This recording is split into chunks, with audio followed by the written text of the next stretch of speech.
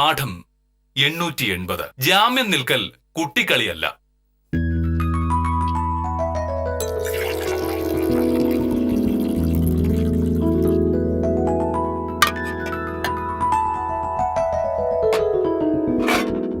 ചായ ഇപ്പൊ തരാം. അതെ മോനട്ടാ, അടുക്കളയിലേക്ക് കുറെ സാധനങ്ങൾ വാങ്ങാനുണ്ടേ. മോനട്ടാ വരുമ്പോ വാങ്ങിട്ട് വരുമോ? അപ്പോ അടുക്കള സാധനങ്ങൾ കഴിഞ്ഞ ആഴ്ചയല്ലേ വാങ്ങിയത്? അതൊക്കെ എന്ത് ചെയ്തു? വെറുതെ എന്റെ വാലിരിക്കുന്ന കേൾക്കാൻ നിൽക്കില്ലേ? അടുക്കളയിലേക്കുള്ള സാധനങ്ങൾ തീരുന്നതനുസരിച്ച് വീണ്ടും വാങ്ങേണ്ടി വരില്ലേ മോനട്ടാ? ഇവിടെ വാങ്ങിക്കൊണ്ട് വെക്കുന്ന സാധനങ്ങളെ ഞാൻ ആർക്കും എടുത്ത് വിൽക്കുന്നൊന്നുമില്ല. 3 നേരം വെച്ചുണ്ടാക്കുന്ന ഞമ്മൊന്നും കഴിക്കുന്നില്ലേ? എന്താവശ്യം പറഞ്ഞ് ഈ ഉടുക്കത്തെ പിശുക്കാണ്. ഇനിയിപ്പോ ഭക്ഷണത്തിന്റെ കാര്യത്തിൽ കൂടെ പിശുക്കാനാണ് പരിപാടിയെങ്കിലേ നമുക്ക് ഈ ജോലിയെല്ലാം കളഞ്ഞ് വല്ല ഹിമാലയത്തിലും പോയിട്ട് തപസ്സിരിക്കാം. അതാവുമ്പോ ഇനി 10 വയസ്സ് പോലും ചെലവുണ്ടാവൂലല്ലോ. നിന്റെ അമിതമായ ചിലവ് നിയന്ത്രിക്കാൻ ഞാൻ നോക്കുമ്പോ നീ എന്നെ കുറ്റം പറയും എന്നെനിക്കറിയാം. പക്ഷേ നീ എന്തൊക്കെ പറഞ്ഞാലും എന്റെ ശീലങ്ങൾ ഞാൻ മാറ്റി. അയ്യോ വേണ്ടായി, അതും കെട്ടിപ്പിടിച്ചോണ്ടിരുന്നു.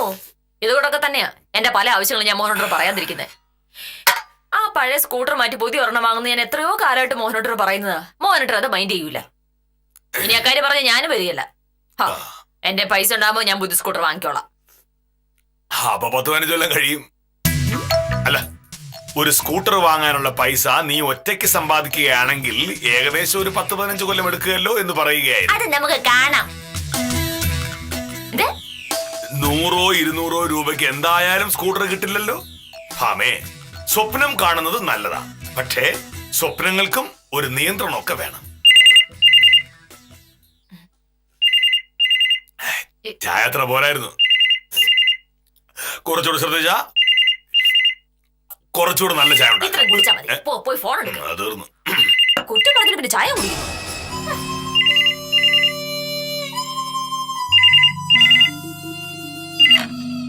ഹലോ, അതെ, ഉണ്ട് കൊടുക്കാം. ഭാമേ, ആ വരുന്നു മോനട്ടാ. ഇപ്പോൾ വരും.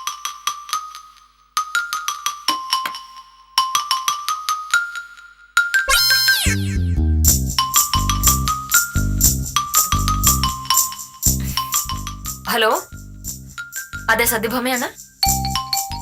ആ എന്താ വിജയൻ ചേട്ടാ? ആണോ? എത്ര വേണ്ടേ? ഓ ഈശ്വര, നന്നായി. ഞാനാണെങ്കിൽ കുറച്ച് പൈസയുടെ അത്യാവശ്യമായിട്ട് ഇരിക്കായിരുന്നു. ഇനിയിപ്പോ ഞാൻ എന്താ വേണ്ടത്? ആ ഓ ഓ ശരി, ഒരു കാര്യം ചെയ്യാം. ആരുടെയെങ്കിലും കയ്യില് ആ ഫോം ഒന്ന് കൊടുത്തു വിടുവാണെങ്കിൽ ഞാൻ ഒപ്പിട്ട് കൊടുത്തു വിട്ടോളാം. ആ ശരി, ആയിക്കോട്ടെ.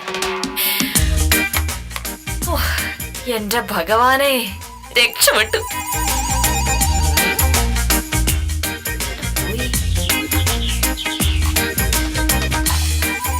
മോനട്ടാ, അതെ, ഒരു ഭയങ്കര സംഭവം ഉണ്ടായി.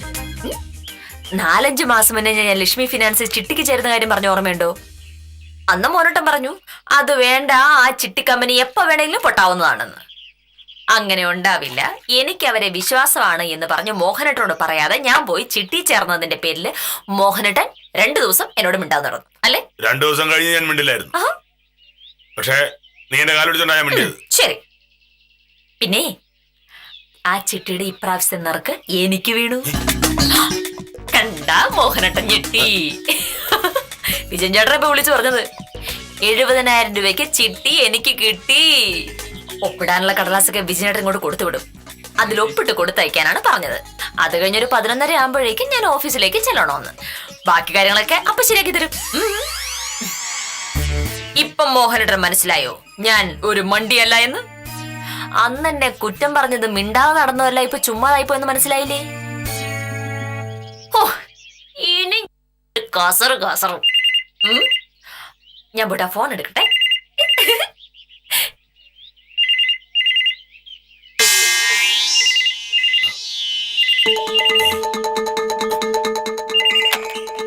ഹലോ, ആ വിദ്യ, ഒരു ഭയങ്കര സന്തോഷ വാർത്തയുണ്ട്. ഞാൻ നിന്നെ അങ്ങോട്ട് വിളിക്കായിരിക്കായിരുന്നു. അതെ, ലക്ഷ്മി ഫിനാൻസുകാർ നടന്ന ആ ചിട്ടിയില്ലേ, ആ അതെനിക്ക് കുറി വീണു. ആന്ന് വിജയൻ ചേട്ടൻ എന്നെ വിളിച്ച് പറഞ്ഞത്. കടലാസൊക്കെ ഒപ്പിട്ട് കൊടുത്ത് ജാമ്യം ശരിയാക്കി കൊടുത്തിട്ടുണ്ടെങ്കിൽ ഒരാഴ്ചക്കകം പൈസ തരാന്നാണ് പറഞ്ഞത്. അതെ അതെ. ഓ എന്റെ വിദ്യ, സത്യം പറയാലോ കുറച്ച് പൈസയുടെ അത്യാവശ്യമായിട്ട് ഇരിക്കായിരുന്നു ഞാൻ. ആ സമയത്ത് തന്നെ എന്തായാലും ചിട്ടി കിട്ടി. എന്തായാലും അത് വലിയ ഭാഗ്യായി പോയി. ആ അല്ല, ഇനിയിപ്പോ ആരോടും കടം ചോദിക്കാൻ പോണ്ടല്ലോ. അതെ അതെ. ഞാൻ ഇന്ന് ഓഫീസിൽ വരാൻ കുറച്ച് താമസിക്കുവേ. 11:30 ലക്ഷ്മി ഫിനാൻസിൽ ചെല്ലാനാ പറഞ്ഞിരിക്കുന്നേ. അപ്പൊ ഒരു 11 മണിക്ക് ഇവിടെ നിന്ന് ഇറങ്ങണമല്ലോ. എന്തായാലും 12 മണി ഞാൻ എത്തിക്കോളും. രാവിലെ എന്തായാലും പ്രത്യേകിച്ച് കേസൊന്നും ഇല്ലല്ലോ. ഓ ശരി, അപ്പൊ ഓഫീസിൽ വരുമ്പം കാണാം. ശരി ശരി. ഓ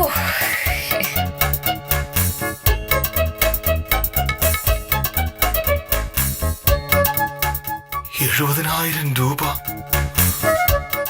മിക്കവാറും അവിടെ നിന്ന് തന്നെ തീർക്കും. എന്താ ഒരു മാർഗം?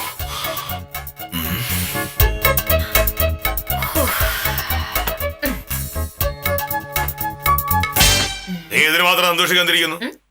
ഒരു ചിട്ടിയുടെ നറുക്ക് വീഴാന്ന് പറഞ്ഞാൽ അത്ര വലിയ കാര്യമൊന്നുമല്ല. മോഹനേട്ടൻ അത് വലിയ കാര്യമായിരിക്കില്ല, പക്ഷേ എനിക്കത് വലിയ കാര്യം തന്നെയാണ്. ലക്ഷക്കണക്കിന് രൂപ ബാങ്കിലുള്ള മോഹനേട്ടൻ ഒരു 70,000 രൂപ എന്നൊക്കെ പറഞ്ഞത് നിസ്സാരമല്ലേ. പക്ഷെ എന്നെ പോലെ ഒരു സാധുവിന് അതൊരു വലിയ തുക തന്നെയാ. ഞാന് ദൂർത്തടിക്കാൻ പോകുന്നു. ചിട്ടിക്ക് ചേരുന്ന കാര്യം ആലോചിച്ചപ്പോ മോഹനേട്ടനെ ചീത്ത വിളിച്ചു. ചിട്ടിക്ക് ചേർന്നപ്പോ പിണങ്ങി മിണ്ടാന്ന് നടന്നു. ആ ചിട്ടി കമ്പനി പൂട്ടിപ്പോവും എന്ന് പ്രാഗി. കഴിഞ്ഞ 5 മാസം ചിട്ടിയുടെ തവണ അടയ്ക്കാൻ ഞാൻ പെടാപ്പാട് പെട്ടപ്പോ മോഹനേട്ടൻ എന്നെ സഹായിച്ചതേയില്ല. ചുരുക്കി പറഞ്ഞ ഞാൻ ഒറ്റയ്ക്ക് തീരുമാനമെടുത്ത് നടപ്പിലാക്കിയ ഒരു സംഗതിയാണ് ഇത്. അപ്പൊ ആ വഴി കിട്ടുന്ന പൈസ എന്റെ ഇഷ്ടം പോലെ എനിക്ക് ചെലവാക്കാം.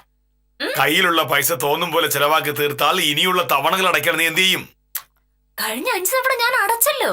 ഇനി ബാക്കിയുള്ളത് 15 തവണ, അതും ഞാൻ തന്നെ അടച്ചോളാം. ഈ കാര്യത്തിൽ മോഹനയുടെ വെറുതെ ഉടക്കിടാൻ വരണ്ട. ചിട്ടി കൂടാനും തവണ അടയ്ക്കാനും എനിക്കറിയാമെങ്കിൽ കിട്ടുന്ന കാശ് ചെലവാക്കാനും എനിക്കറിയാം. ലക്ഷ്മി ഫിനാൻസിൽ നാളെ വരുമ്പോ മോഹനേട്ടൻ ആ കടലാസിലൊക്കെ ഒന്ന് ഒപ്പിട്ടാ മതി. സർക്കാർ ഉദ്യോഗസ്ഥന് ജാമ്യം വേണമെന്ന് പറഞ്ഞ സ്ഥിതിക്ക് മോഹനേട്ടനെ കൊണ്ട് തന്നെ ഒപ്പിടിച്ചേക്കാം.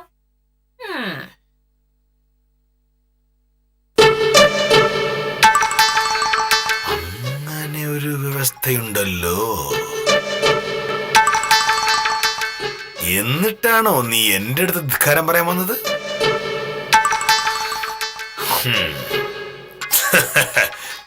ശരിയാക്കി തരാം. നീ കുറച്ചു മുമ്പ് പറഞ്ഞല്ലോ നീ ഒരു മണ്ടിയല്ല എന്ന്. ഓർമ്മയുണ്ടോ? ഉണ്ടെങ്കിൽ. പക്ഷെ എനിക്ക് മനസ്സിലായിടത്തോളം നീ ഒരു പമ്പര വിഡ്ഢിയാണ്. ഓഹോ, കാരണം? എന്റെ അനുവാദമില്ലാതെ നീ ലക്ഷ്മി ഫിനാൻസിൽ ചിട്ടിക്ക് ചേർന്നു എന്നുള്ളത് നേരാണ്. കഴിഞ്ഞ 4-5 തവണകൾ നീ അടയ്ക്കുകയും ചെയ്തു. ഇപ്പൊ നിനക്ക് നറുക്ക് വീഴുകയും ചെയ്തു. പക്ഷേ നറുക്ക് വീണത് കൊണ്ട് മാത്രം പൈസ കിട്ടില്ലല്ലോ. നിനക്ക് ഒരു സർക്കാർ ഉദ്യോഗസ്ഥന്റെ ജാമ്യം വേണം. വേണം. ഞാനാണല്ലോ ആ സർക്കാർ ഉദ്യോഗസ്ഥൻ. അതെ. ഞാൻ ഒപ്പിട്ടില്ലെങ്കിലും എന്താ ചേട്ടിയത്? ആമേ, സർക്കാർ ഉദ്യോഗസ്ഥർ എന്ന് പറഞ്ഞാൽ ഇങ്ങനെ ചില സൗകര്യങ്ങളൊക്കെ ഉണ്ട്. നീയോ നിന്റെ സീനിയർ വക്കീൽ സദാനന്ദ വക്കീലോ വിചാരിച്ചാൽ ആർക്കും ജാമ്യം നിൽക്കാൻ പറ്റില്ല. വക്കീലന്മാരുടെ ജാമ്യം ബുദ്ധിയുള്ള ആരും സ്വീകരിക്കും. ഇപ്പോ ലക്ഷ്മി ഫിനാൻസിൽ നിന്ന് നിനക്ക് പൈസ കിട്ടണമെങ്കിൽ എന്റെ ഒപ്പ് വേണം. ഞാൻ അങ്ങനെ ഒരു ഒപ്പിടുമെന്ന് നീ ജന്മത്ത് കരുതണം. ചിട്ടി പിടിച്ച കാശ് നീ കൈനീട്ടി വാങ്ങുന്നത് എനിക്കൊന്ന് കാണണം. മോഹനേട്ടാ, അങ്ങനെ പറയല്ലേ. ഈ കാര്യത്തിൽ ഇനി ചർച്ചയില്ല. ഞാൻ ഒപ്പിടുന്ന പ്രശ്നമില്ല. മോഹനകൃഷ്ണൻ,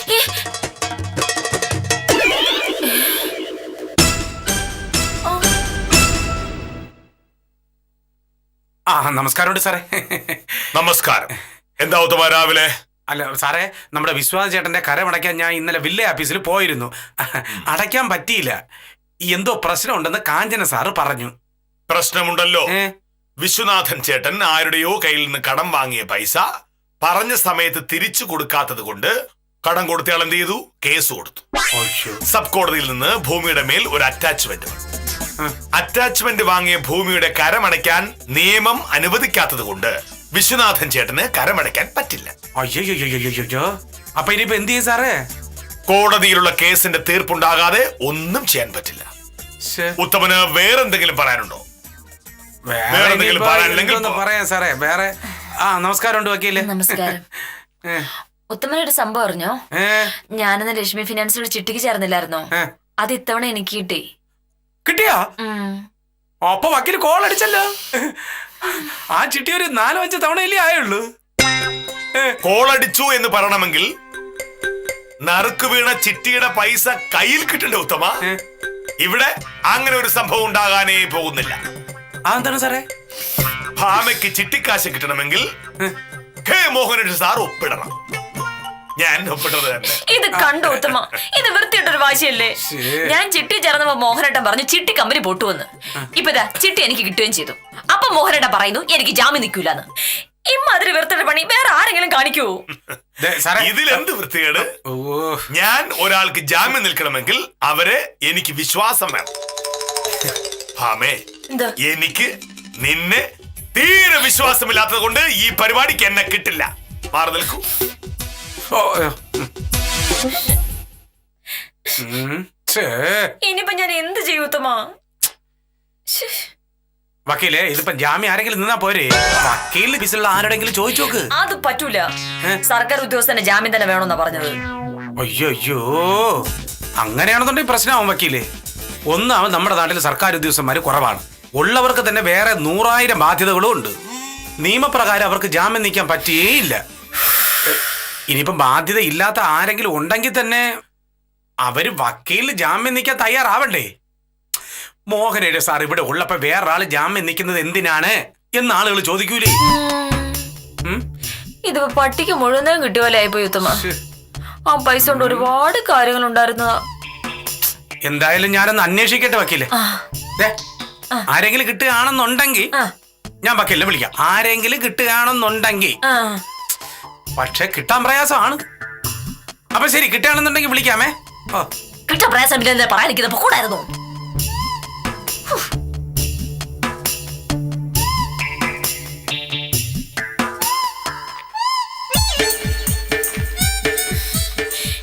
ഇപ്പൊ മോഹനേട്ടനെ കാണിക്കാൻ തീരെ ശരിയല്ല കേട്ടോ. മോഹനേട്ടൻ എനിക്ക് ജാമ്യം നിന്നേ പറ്റൂ. ഒരിക്കലും നിൽക്കില്ല. കാരണം ഞാൻ പറഞ്ഞു കഴിഞ്ഞു. ഞാൻ ജാമ്യം നിൽക്കുകയും നീ ഇനിയുള്ള തവണകൾ അടയ്ക്കാതിരിക്കുകയും ചെയ്താൽ ലക്ഷ്മി ഫിനാൻസുകാർ എന്റെ ശമ്പളത്തിൽ നിന്നായിരിക്കും അത് പിടിക്കുക. വെറുതെ അങ്ങനെ ഒരു സാഹസം ഞാൻ കാണിക്കുന്നത് എന്തിനാണ്? നമ്മള് രണ്ടുപേരും തമ്മിൽ പല തർക്കങ്ങളും ഉണ്ടാവാറുണ്ട്, വാശിയും കാണിക്കാറുണ്ട്. പക്ഷെ അതുകൊണ്ട് ഞാൻ ഭാര്യയും മോഹനേട്ടൻ ഭർത്താവാതിരിക്കോ? നമ്മൾ ഭാര്യയും ഭർത്താവുമാണ് എന്നുള്ള കാര്യം നിനക്ക് ആവശ്യമുള്ള കാര്യങ്ങൾ വരുമ്പോൾ മാത്രമേ നിനക്ക് ഓർമ്മ വരൂ. ഭർത്താവിനോട് സ്നേഹവും ബഹുമാനമുള്ള ഒരു ഭാര്യ പറയുന്ന വർത്താനമാണോ കുറച്ചു മുന്നേ നീ എന്നോട് പറഞ്ഞത്? ചിട്ടി പിടിച്ചു കിട്ടുന്ന പൈസ എന്ത് ചെയ്യാനാണ് പരിപാടി എന്ന് ഞാൻ ചോദിച്ചപ്പോ നീ പറഞ്ഞെന്താ? ധൂർത്തടിക്കാൻ പോവുകയാണ് എന്ന്.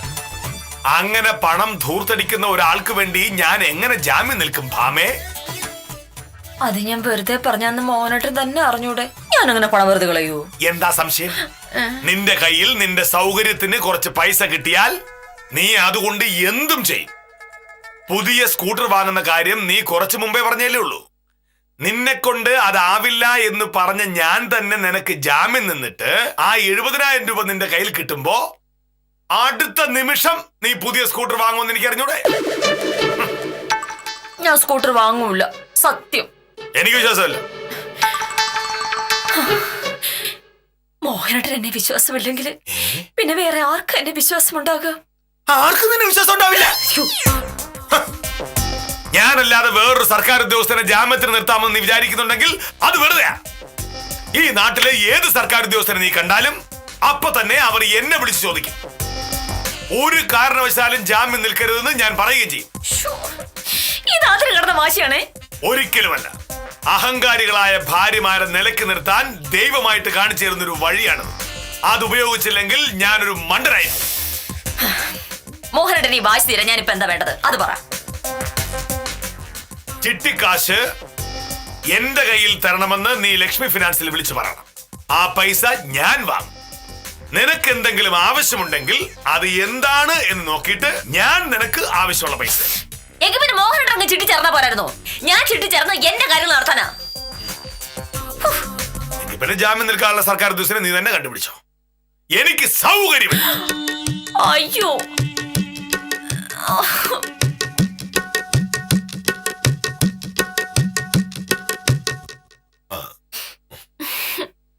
അപ്പൊ മോഹനോട് രണ്ടും കൽപ്പിച്ചാ? അതെ. ശ്ശോ, ഒരു സർക്കാർ ഉദ്യോഗസ്ഥന് ജാമ്യത്തിന് കിട്ടാതിരുന്നിട്ടുണ്ടെങ്കിൽ എന്റെ ആ പൈസ പോവൂലേ? അപ്പൊ അത് മോഹനോട് പ്രശ്നമേ അല്ല. പൈസ പോകില്ല. നീ പിടിച്ച പൈസയിൽ നിന്ന് അവർ ഇനിയുള്ള തവണകൾ അടയ്ക്കും. ബാക്കിയുള്ള പൈസയുടെ പലിശ തരും. ഒടുവിൽ ചിട്ടി തീരുമ്പോ ബാക്കിയുള്ള പണം നിന്റെ കയ്യിൽ തരും. ഇതുകൊണ്ട് എനിക്ക് എന്താ പ്രയോജനം? നിനക്ക് പ്രയോജനം ഉണ്ടാക്കേണ്ടത് എന്റെ ജോലിയല്ല. നിനക്ക് ധൂർത്തടിക്കാനുള്ള പൈസ ആണല്ലോ, അത് നീ തന്നെ വാങ്ങിക്കോ. വെറുതെ വാശി പിടിപ്പിക്കല്ലേ മോഹനട്ടാ. അങ്ങനെ ചെയ്താൽ ഞാൻ പിന്നെ എന്തൊക്കെയാ ചെയ്തു കൂട്ടാന്ന് ഇപ്പൊ പറയാൻ പറ്റില്ലേ. ഒരു വാശി ജയിക്കാനായിട്ട് ഞാൻ എവിടം വരെ പോവും. എവിടെ വരെ പോവാൻ? പരമാവധി വക്കീലാപ്പ് സാറേ, അതുമല്ലേ കോടതി വരെ. അതിനപ്പുറത്തേക്ക് നീ എവിടെ പോവാനാ ഭാമേ? നമുക്ക് കാണാം മോഹനട്ടാ. ഞാനൊരു വക്കീലാണ്. ഒരു കേസ് ജയിക്കാനായിട്ട് എവിടം വരെ പോവാനും ഞാൻ തയ്യാറാവും. അങ്ങനെ ഞാൻ എന്തെങ്കിലും ചെയ്തിട്ട് പിന്നെ എന്നെ കുറ്റം പറയാൻ വരരുത്. അപ്പൊ ഓർമ്മിച്ചു? തീർച്ചയായും. ശരി, അപ്പൊ നമുക്ക് ബാക്കി കാണാം.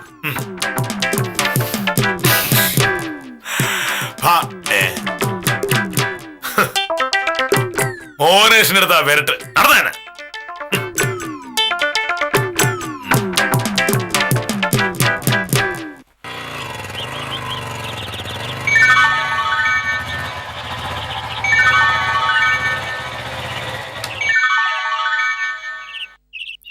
ഹലോ, അതെ ശിവൻകുട്ടിയാണ്. ആ മനസ്സിലായി. എന്തുണ്ട് വിശേഷം? ഏയ് തിരക്കൊന്നുമില്ല, പറഞ്ഞോളൂ. രാജീവൻ സാറിൻ്റെയോ? അയ്യോ, അതെൻ്റെ കയ്യിലില്ലല്ലോ. സാർ എൻ്റെ വീടിനടുത്ത താമസം എന്നത് ശരിയാ, പക്ഷേ മൊബൈൽ നമ്പർ അറിയില്ല. ഞാൻ ആരോടെങ്കിലും വേണമെങ്കിൽ വിളിച്ചു ചോദിച്ചിട്ട് പറഞ്ഞുതരാം. ഓ ശരി.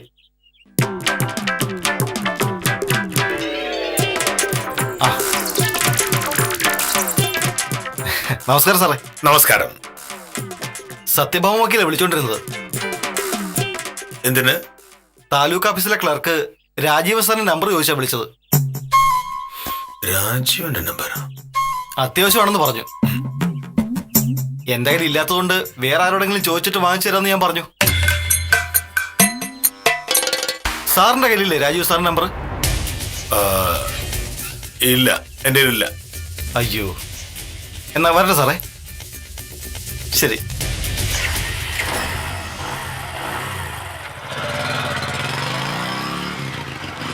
ഓഹോ, രാജീവനെ കൊണ്ട് ജാമ്യം ഒപ്പിടിപ്പിക്കാനാണ് പരിപാടി. അത് പ്രശ്നമാവുമല്ലോ. രാജീവനോട് അയാളുടെ കളി. എന്താ ചെയ്യേണ്ടതെന്ന് എനിക്കറിയാം. തഹസീൽദാരാണെന്നൊന്നും ഞാൻ നോക്കില്ല. അയാളെ കോടതി കയറ്റി മൂക്കൊണ്ട് ഇക്ഷ വരപ്പിക്കും ഞാൻ. ആ എന്റെ രാജീവൻ സാറേ, ഇതൊന്നും സാറ് പറയും പോലെ അത്ര എളുപ്പമല്ല. നമ്മുടെ തഹസീൽദാരെ പറ്റി നാട്ടുകാർക്കൊക്കെ ഭയങ്കര അഭിപ്രായമാണ്. അങ്ങനെ ഒരാൾക്കെതിരെ കേസ് കൊടുക്കാൻ പോയിട്ട് എന്താ കാര്യം? എന്റെ ശിശുപാലൻ ചേട്ടാ, പുറമെ അയാൾ മാന്യനായിരിക്കും, അത് അയാളുടെ അടവ്. പക്ഷെ ആരും അറിയാതെ എത്ര കാശ അയാൾ കൈക്കൂലി വാങ്ങുന്നതെന്ന് അറിയാമോ? ഞാൻ പറയുമ്പോൾ നിങ്ങൾ വിശ്വസിക്കില്ലായിരിക്കും. പക്ഷെ അയാളുടെ അനധികൃത സ്വത്തിനെ പറ്റി അന്വേഷിക്കണമെന്ന് പറഞ്ഞ് ഞാൻ കേസ് കൊടുത്ത് കഴിയുമ്പോൾ തീരുമാനമാവുമല്ലോ. ഇതൊക്കെ നടക്കുന്ന കാര്യമാണ് രാജീവൻ സാറേ. തഹസിൽദാർ വിചാരിച്ച നല്ല ഒന്നാന്തര വക്കീലിനെ കിട്ടും. രാജീവിന്റെ കേസൊന്നും കോടതിയിൽ നിലനിൽക്കില്ല. നല്ല വക്കീലിനെ ഞാൻ വിചാരിച്ചാലും കിട്ടുമല്ലോ. എന്താ ഇവിടെ? അത് ഞാൻ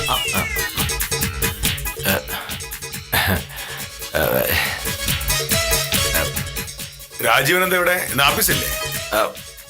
ഓഫീസുണ്ട്. ഞാൻ സാറിനെ ഒന്ന് കാണാൻ വന്നതാ. അത് ഞാൻ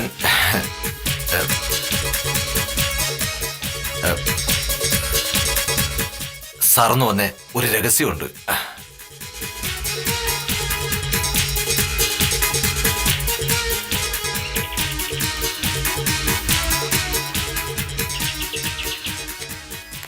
എന്താ രാജീവ? അതായത് നമ്മുടെ തഹസീൽദാരുടെ ഒരു കാര്യ. തഹസിൽദാരുടെ കാര്യമൊക്കെ എനിക്കറിയാം. രാജീവനും തഹസിൽദാരും തമ്മിലുണ്ടായ വഴക്കിന്റെ കാര്യവും ഞാൻ അറിഞ്ഞു. രാജീവൻ ആരോടോ കൈക്കൂലി ചോദിച്ചെന്നോ തഹസിൽദാർ ഇടപെട്ട് അത് പിടിച്ചു എന്നൊക്കെ. എന്റെ സാറേ, ഞാൻ കൈക്കൂലി ചോദിച്ചെന്നുള്ളത് നേരാ. വെറും 1000 രൂപ. അതൊരു തുകയാണോ സാറേ? ആഹാ, അങ്ങനെയാണെങ്കിൽ നമ്മുടെ തഹസീൽദാർ വാങ്ങുന്ന എത്ര രൂപയാ? തഹസീൽദാർ പൈസ ഒന്നും വാങ്ങില്ല. ഹും, ആര് പറഞ്ഞു? അയാൾ തഹസീൽദാരാകുന്നതിന് മുമ്പ് കയ്യിലൊരു പൈസ ഇല്ലായിരുന്നു. ഇപ്പൊ സ്വന്തമായി വീടും കാറും ഉണ്ട്. മറ്റു പലരുടെയും പേരിൽ അയാൾ ലക്ഷക്കണക്കിന് രൂപയുടെ സ്വത്തും വാങ്ങിച്ചിട്ടുണ്ട് സാറേ. അയാളുടെ സ്വത്തിനെ പറ്റി ഒരു വിജിലൻസ് അന്വേഷണം ഉണ്ടായാൽ അറിയാം അയാളുടെ സത്യമൊക്കെ. ഞാൻ തഹസീൽദാർക്കെതിരെ കേസ് കൊടുക്കാൻ തീരുമാനിച്ചു. ഒരു നല്ല വക്കീൽ വാദിച്ച സംഗതി ജയിക്കാം. സാറ് സത്യഭാമ വക്കീലിനോടൊന്ന് പറയണം. എന്ത്? അല്ല, എന്റെ കേസ് വാദിക്കുന്ന കാര്യം.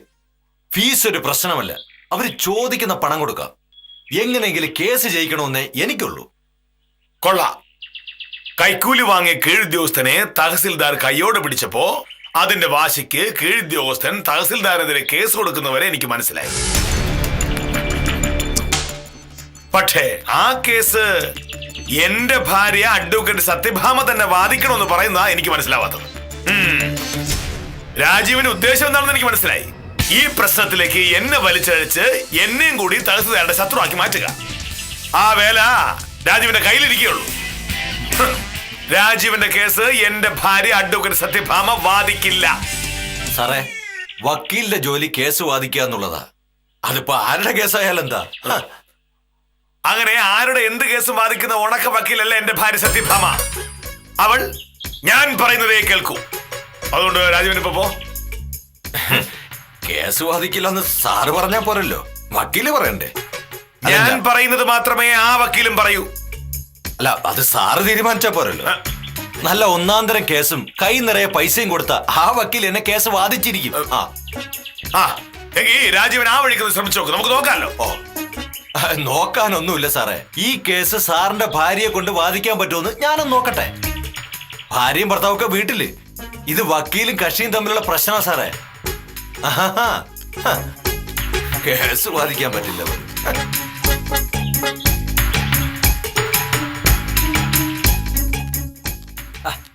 രാജീവൻ സാറിന് ഭ്രാന്ത സാറേ. സാറ് പറയുന്നതിനപ്പുറം സത്യഭാമ വക്കീൽ ഒന്നും ചെയ്യില്ലെന്ന് നമുക്കറിയില്ലേ. രാജീവൻ സാർ കേസുമായിട്ട് അങ്ങോട്ട് ചെല്ലട്ടെ.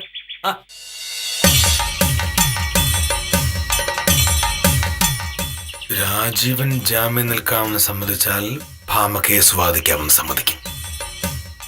എന്താ ചെയ്യുക?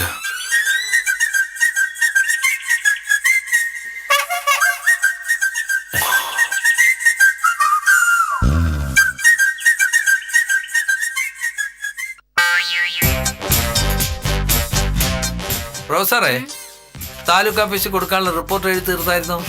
അതൊക്കെ ഇന്നലെ തീർന്നു ശിശുപാലൻ ചേട്ടാ. ഇന്ന് എനിക്ക് കുറച്ച് നേരത്തെ പോണമായിരുന്നു. മോഹനേഷ് സാറിനെ സോപ്പിടുന്നതിന് വേണ്ടി മെനക്കെട്ടെന്ന് എഴുതിയതാ റിപ്പോർട്ട്. പക്ഷേ അതിന്റെ പേരിലൊന്നും സാർ നേരത്തെ ഇവിടെ ഒന്ന് കരുതണ്ട പ്രഭേ.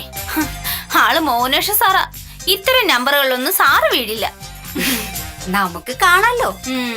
പിന്നെ ദേ ഒരു കാര്യം, ഞാൻ ലീവ് ചോദിക്കുമ്പോ കാഞ്ഞ സാർ അതിൽ ഇടപെട്ട് കൊളാക്കായിരുന്നാ മതി. മയത്തി ചോദിച്ച് ഞാൻ കാര്യം സാധിച്ചോളാം. നേടും നേടും. നമസ്കാരം സാർ. നമസ്കാരം. താലൂക്ക് ഓഫീസിൽ കൊണ്ടുപോകാനുള്ള റിപ്പോർട്ട് ഇന്ന് ഉച്ചയ്ക്ക് മുമ്പ് എഴുതി തീർക്കണം. ഉച്ചയാകുമ്പോ എനിക്ക് താലൂക്ക് ഓഫീസ് വരെ പോകാനുള്ളതാ. അതെഴുതി തീർത്തു സാർ. തീർത്തോ? പിന്നെ പ്രഭ കുത്തിയിരുന്ന് ഇന്നലെ തന്നെ എഴുതി തീർത്തു സാർ. ഇന്ന് വൈകിട്ട് പ്രഭയ്ക്ക് നേരത്തെ പോണായിരുന്നു. അതിന് സാറിന്റെ അനുവാദം വാങ്ങാനാ പാവം ഇത്രയൊക്കെ പാടുപെട്ടത്. അല്ല സാർ, അങ്ങനെ അല്ല. എന്തായാലും ജോലി ചെയ്യണം. അപ്പൊ പിന്നെ നേരത്തെ തീർക്കാന്ന് വിചാരിച്ചു. ജോലിയാണല്ലോ പ്രധാനം. അല്ലാതെ എനിക്ക് നേരത്തെ പോവേ വേണ്ട. അയ്യോ, അപ്പൊ പ്രഭയല്ലേ പറഞ്ഞത് ഇന്ന് നേരത്തെ പോണെന്ന്? ഞാനിപ്പോ പറഞ്ഞു? ഞാൻ അങ്ങനെയൊന്നും പറഞ്ഞിട്ടില്ല ശിശുപാലൻ ചേട്ടാ. ഞാൻ അങ്ങനെ പറഞ്ഞോ? അല്ല, അങ്ങനെ ചോദിച്ചാൽ ഞാൻ ഒരു ജോലി ഭംഗിയായി തീർത്ത സ്ഥിതിക്ക് സ്വയംപ്രഭയ്ക്ക് വേണമെങ്കിൽ വൈകിട്ട് കുറച്ച് നേരത്തെ പോകാം.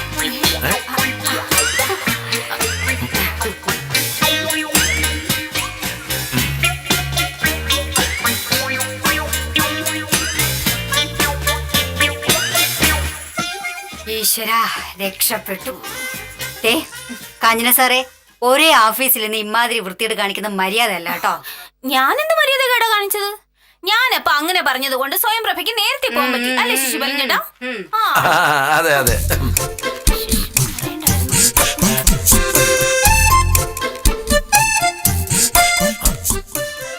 സാർ,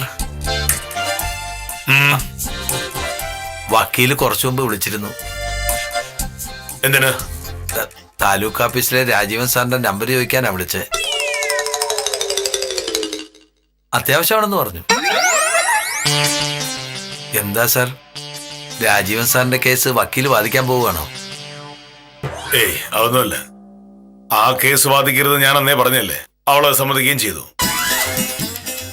ഇതിപ്പോ ലക്ഷ്മി ഫിനാൻസുകാർ നടത്തുന്ന ചിട്ടി അവൾക്ക് നറുക്ക് വീണു. ഒരു സർക്കാർ ഉദ്യോഗസ്ഥന്റെ ജാമ്യം ഉണ്ടെങ്കിൽ അവൾക്ക് പൈസ കിട്ടും. ഞാൻ പറഞ്ഞു ഞാൻ ജാമ്യം നിൽക്കില്ല. അതെന്താ സാർ? ഒരു വഴക്കിന്റെ ഭാഗമായിട്ട് പറഞ്ഞതാ. വേറെ ആരെങ്കിലും കൊണ്ട് ജാമ്യം പിടിക്കാൻ ഞാൻ പറഞ്ഞു. അപ്പൊ രാജീവൻ സാറിന്റെ ജാമ്യം നിർത്താനാണോ വക്കീലിന്റെ പരിപാടി? ആയിരിക്കും. അങ്ങനെയാണെങ്കിൽ അത് പ്രശ്നമാ സാറേ.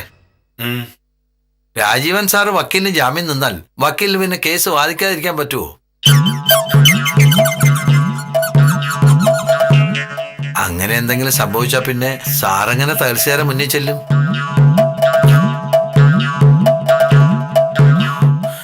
ശിശുപാലന്റെ നമ്പർ കൊടുത്തോ? ഇല്ല, എന്റെ ഇല്ലായിരുന്നു. ശിശു നമ്പിക്കോളൂ. ശരി സാർ.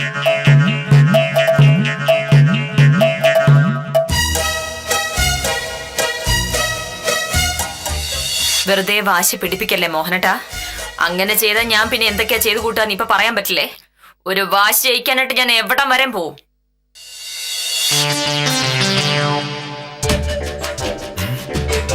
സംഗതി പ്രശ്നമാവുമല്ലോ.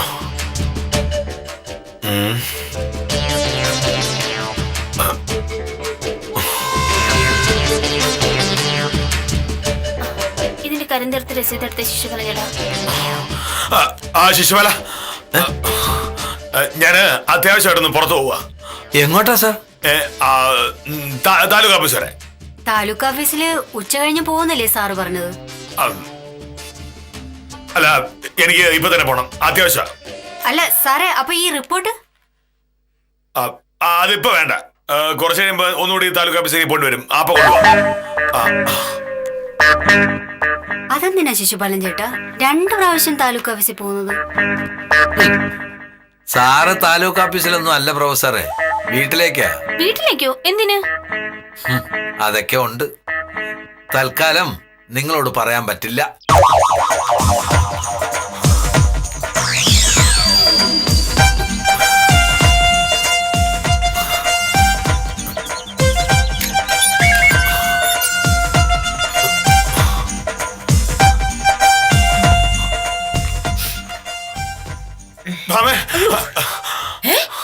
മോഹനട്ടാ, ഇതെന്താ ഈ നേരത്തെ? ആഫീസ് പോയില്ലേ? ആഫീസ് പോയി. പക്ഷേ അവിടെ ചെന്നപ്പോ എനിക്ക് ഇതിനൊന്ന് കാണണം തോന്നി. എന്തിന്? ലക്ഷ്മി ഫിനാൻസ് നിന്ന് ഒപ്പിടാനുള്ള കടലാസ കൊണ്ടുവന്നു. കൊണ്ടുവന്നു. വിജയൻ ചേട്ടൻ തന്നെ കൊണ്ടുവന്നത്. ഇത്രയും കടലാസാണ് ഒപ്പിടാനുള്ളത്. അല്ല, എന്തിനാ മോഹനേട്ടൻ വന്നത്? അവനെ ഞാനിന്ന് രാവിലെ നിന്നോട് കുറച്ച് ദേഷ്യത്തിൽ സംസാരിച്ചില്ലേ? നീ എന്നോട് തർക്കിക്കാൻ വന്നപ്പോ ഞാൻ അങ്ങനെയൊക്കെ പറഞ്ഞുള്ള നേരാ. പക്ഷെ ആഫീസ് എന്നിരുന്ന് ആലോചിച്ചപ്പോ എനിക്ക് തോന്നി ഭയങ്കര മോശമായി പോയല്ലോ, അവരോട് അങ്ങനെ സംസാരിക്കാൻ പാടില്ലല്ലോ എന്നൊക്കെ. എന്തൊക്കെ പറഞ്ഞാലും ഞാൻ നിന്റെ ഭർത്താവും നീ എന്റെ ഭാര്യയാണല്ലോ. നമ്മൾ തമ്മിൽ ചെറിയ ചെറിയ അഭിപ്രായ വ്യത്യാസങ്ങൾ ഉണ്ടായെന്നൊക്കെ ഇരിക്കും. പക്ഷെ അതിന്റെ പേരിൽ നിനക്കൊരു ദോഷം ഉണ്ടാവുന്ന ഞാൻ സമ്മതിച്ചു തരില്ല.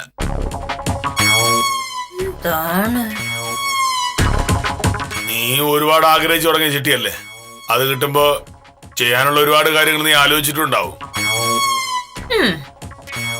അപ്പൊ പിന്നെ ഞാൻ അതിനെതിരെ നിൽക്കുന്നത് ശരിയല്ല എന്ന് എനിക്ക് തന്നെ തോന്നി. നിന്റെ സന്തോഷമാണല്ലോ എന്റെ സന്തോഷം. നീ അപ്പൊ ഞാൻ ഒപ്പിട്ട് തരാം. ഈ ബുദ്ധി മോഹനേട്ടൻ നേരത്തെ തോന്നണായിരുന്നു. ഇനി തോന്നിട്ട് എന്താ കാര്യം? ഇനി എനിക്ക് മോഹനേട്ടൻ ഒപ്പം ആവശ്യമില്ല.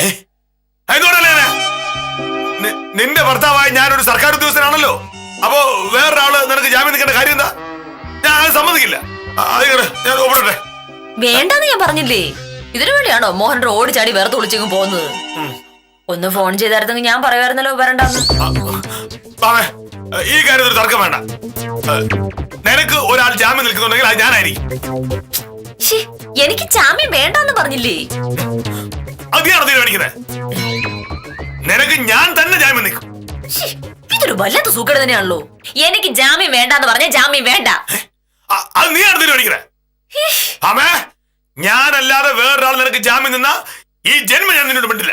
എന്റെ മോനട്ടോ, ഞാനൊന്ന് പറയട്ടെ. നീ ഒന്നും പറയണ്ട. ഇങ്ങട്, ഞാനേ നിനക്ക് ജാമ്യം നിൽക്കും. ഞാൻ ജാമ്യം നിന്ന് നിനക്ക് എന്താ കുഴപ്പം? മര്യാദ കിടന്നത് ഞാനിപ്പോ ഒപ്പിടും.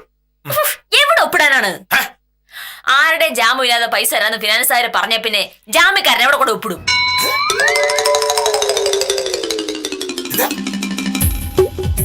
മോഹനേട്ട പോയി കഴിഞ്ഞപ്പോ ഞാൻ ലക്ഷ്മി ഫിനാൻസിൽ വിളിച്ചു ചോദിച്ചു. അപ്പൊ അവര് പറഞ്ഞു അവരത് സാധാരണ കൊണ്ടുനടക്കുന്ന ഒരു നടപടിക്രമമൊന്നേ ഉള്ളൂ. എന്റെ കാര്യത്തിൽ അവർക്ക് വിശ്വാസമാണ്. അവരുടെ എഗ്രിമെന്റും എന്റെ ചെക്ക് ഒപ്പിട്ട് കൊടുത്താൽ മതിയെന്ന്.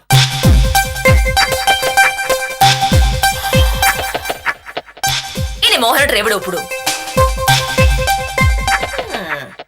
അപ്പൊ നീ വേറെ ആരും അന്വേഷിച്ചില്ലേ ഒപ്പിടാനായിട്ട്? മലയാളത്തിലല്ലേ ഞാൻ ഇത്രയും നേരം പറഞ്ഞുകൊണ്ടിരുന്നത് അതിന്റെ ആവശ്യം വന്നില്ല എന്ന്. ആ, മോഹനേട്ടൻ വന്നത് നന്നായി. Taluk അഫ്സലെ U D. Clerk രാജീവിന്റെ mobile number എനിക്കൊന്ന് വേണം. മോഹനേട്ടന്റെ കയ്യിലുണ്ടോ? നിനക്കെന്തിനാ രാജീവിന്റെ നമ്പർ? ആ, തകസാർക്കെതിരെയുള്ള കേസ് പിൻവലിക്കാൻ ആ രാജീവൻ തയ്യാറാ. അത് പറയാൻ അയാൾ തകസാറുടെ വക്കീലിനെ കാണാൻ ചെന്നിരുന്നു. വക്കീലപ്പോ അവിടെ ഉണ്ടായിരുന്നില്ല. തിരിച്ചെന്നപ്പോഴാണ് പുള്ളി വിവരം അറിഞ്ഞത്. അപ്പോ വക്കീൽ എന്നെ വിളിച്ച് രാജീവൻ നമ്പർ ഉണ്ടോന്ന് ചോദിച്ചു. എന്താ പറഞ്ഞാ? എന്തു പറ്റി? ഒന്നും പറ്റിയില്ല. വെറുതെ 2-3 കിലോമീറ്റർ ഓടിയില്ലേ, അതിന്റെ ക്ഷീണമാ. അല്ല, എന്തിനാ മോഹനോട് ഓടിയത്?